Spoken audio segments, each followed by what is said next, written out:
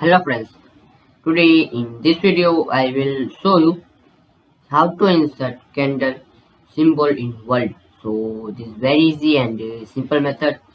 So first you need to click on insert, now symbols and more symbols, just click on it. Now one screen will be open, so just font select this one. So just type this character code and click on insert and close it. So this is very easy and simple method to insert candle symbol in world. So thanks for watching this video. Please share, like and subscribe this channel.